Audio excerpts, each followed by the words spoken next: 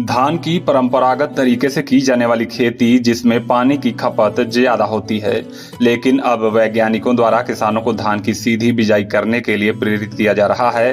धान की सीधी बिजाई करने से किसानों को आर्थिक तौर पर भी फायदा होता है। इसके अलावा पर्यावरण संरक्षण को ध्यान में रखते हुए भी कई फायदे हैं। धान की सीधी बिजाई करने के लिए पंजाब सरकार किसानों को अनुदान भी दे रही है। धान की सीधी बिजाई करने से किसानों को उत्पादन भी अधिक मिलता है।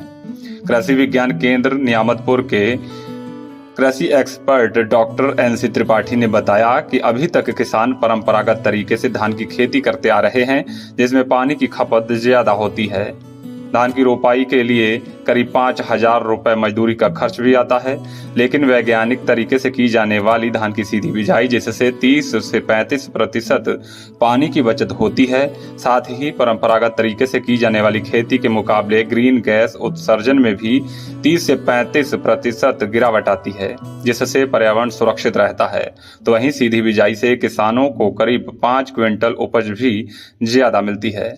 ऐसे में ये किसानों के लिए करीब 10,000 रुपए की अतिरिक्त आमदनी हो जाती है। धान की सीधी बिजाई 10 जून तक मानसून से पहले तक की जा सकती है। शाहजहांपुर से लोकल 18 के लिए सिमरनजीत सिंह की रिपोर्ट।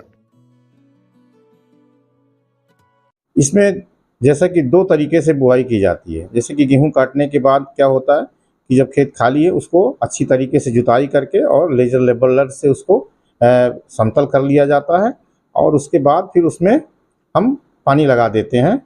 जैसे कि गेहूं में हम लोग पलेवा करते हैं, इसे इसमें भी पलेवा कर देते हैं और उसके बाद जब ओट आ जाता है फिर उसके बाद अच्छी तरीके से उसकी जुताई कर करके और खेत को तैयार कर लेते हैं। और उसके बाद जो हमारे पास कुछ जो है मशीनें भी आ गई हैं जो सीधी बुआई की हैं, इनको लकी सीड भी कहते हैं। सीड भी जो होता है उसके द्वारा जो है इससे हम बुआई करते हैं। और जो इसका बीज दर है 8 किलो सीड से अगर हम बुआई करते हैं तो 8 किलो प्रति एकड़ बीज की आवश्यकता पड़ती है।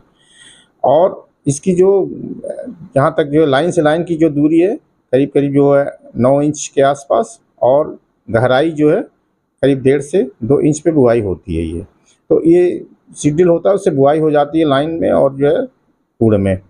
इसमें जो ध्यान रखने की जो बात होती है कि जो सबसे बड़ी बात होती है कि अगर हम इस तरीके से बोते हैं तो बुआई के तुरंत बाद फिर करीब करीब 7-8 दिन में जो है पौधे जम जाते हैं।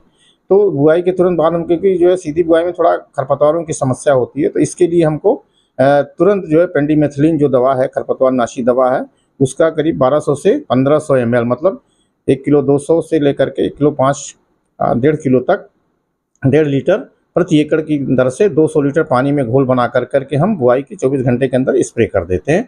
तो इससे जो बहुत सारी जो घास है उसका कंट्रोल हो जाता है।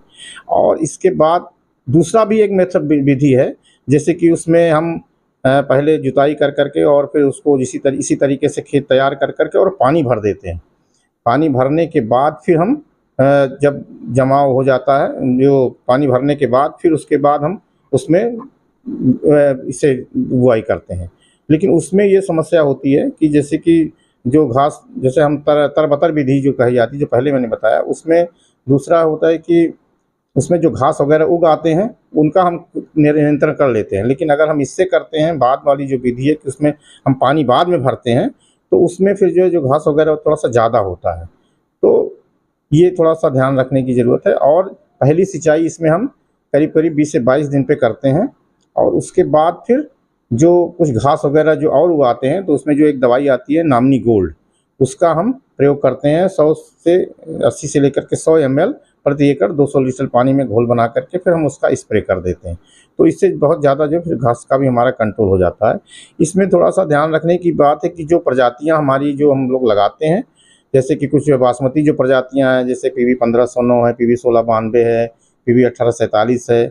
इसके साथ साथ जो ये करीब करीब 120 दिन की वाली प्रजातियाँ हैं, कुछ 140 दिन वाली बासमती में प्रजातियाँ हैं, मोटे धान की भी प्रजातियाँ हैं, कुछ जो ज़्यादा दिन वाली भी प्रजातियाँ हैं। तो जो भी प्रजाति हमको बोना है और अगर हमारे पास घर का बीज उपलब्ध है तो उसका जो है हमको बीज उपचार भी करने की ज़रूरत पड़ती है। तो 10 किलो बीज अगर हम जो है 10 लीटर पानी में 8 किलो बीज को हम 1 किलो नमक उसमें डाल करके उसको हम भिगो देते हैं। फिर उसके बाद जो थोथा बीज होता है, जो मतलब हल्का बीज होता है, ऊपर आ जाता है, उसको फिर हम निकाल देते हैं और 2-3-4 पानी उसको 3-4 पानी उसको धुल करके और फिर उसमें हम 2 ग्राम स्टेप्टोसाइक्लिन और 20 ग्राम कार्बेंडाजिम जो बावस्टीन के नाम से मिलता है, उसको हम उसमें घोल में डाल करके 24 घंटे के लिए रख देते हैं और उसके बाद फिर हम उसको छाये में निकाल करके छाये में सुखा लेते हैं। तो इस तरीके से बीज उपचार भी हमको करने की ज़रूरत पड़ती है।